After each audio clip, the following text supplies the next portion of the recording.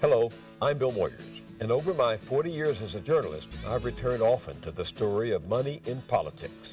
In all that time, I never imagined things could get as bad as they are today. The cost of running for public office is skyrocketing, nearly $4 billion in 2004. Candidates have to get that money somewhere, and the people with lots of it have figured out how to take advantage of the opportunity to game the system in their favor. Our elections are being bought right out from under us, and our public officials are doing the bidding of mercenaries. Money is choking democracy to death.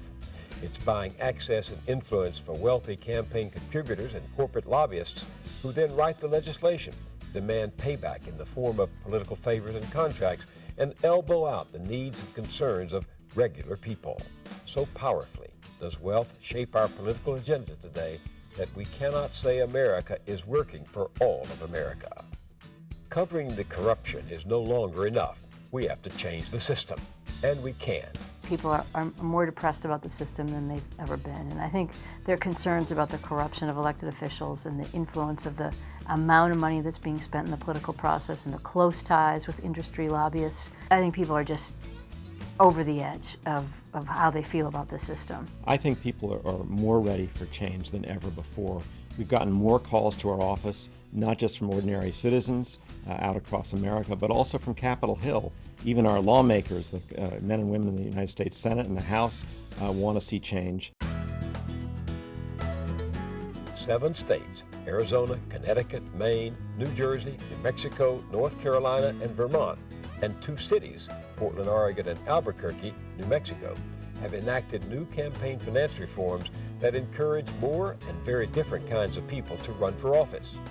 They've instituted clean elections, a system of full public financing that is actually changing political landscapes and legislatures and altering the makeup of courts and commission.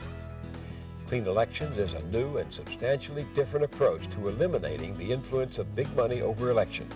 Ultimately, this will affect to the good public policy and the kinds of laws that are passed across our country. I think the clean elections in Maine is a very positive thing, and I think it helps more people that would like to run and that can't run. Before, the House used to be full of influential white males. Now, thanks to clean elections, you have males and females of different backgrounds, of different cultures, of different races. So now the House is becoming more diversified. It gives you hope in a sense, and that's, to me, is the most incredible thing, is that we have hope. I mean, it's not in every state, and we're trying to get it in every state, but when you see how it works, it's truly hopeful for greater things. Clean elections played a large part in being able to pass the prescription drug bill that we have in the state. You know, the pharmaceutical companies are huge, and they spend inordinate amounts of money, and we were able to put through a very revolutionary piece of legislation, and I think that helped.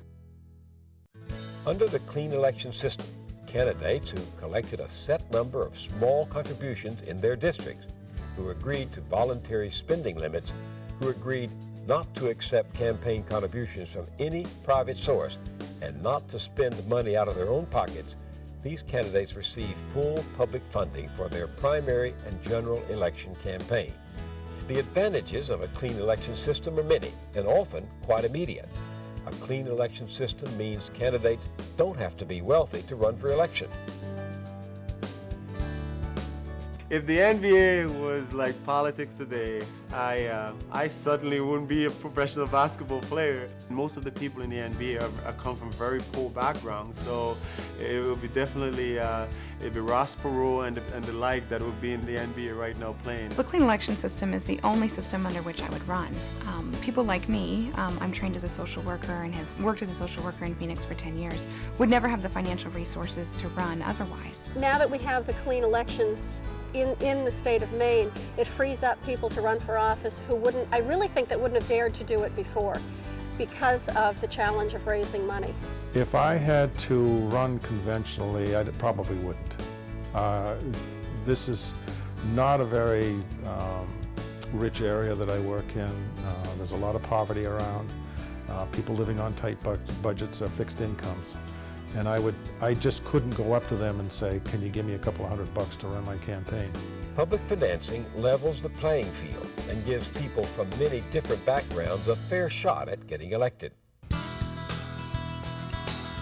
I'm a farmer, And I think it's important that farmers have their voice in the legislature, but farmers don't have access to buckets of money, and our friends don't have buckets of money. So it's allowed people, I think, from more common livelihoods to be able to pursue running for office. To really participate in our political system, you should have something to contribute and something to give that will help the constituencies that you're trying to serve, and not the fact that you have wealth.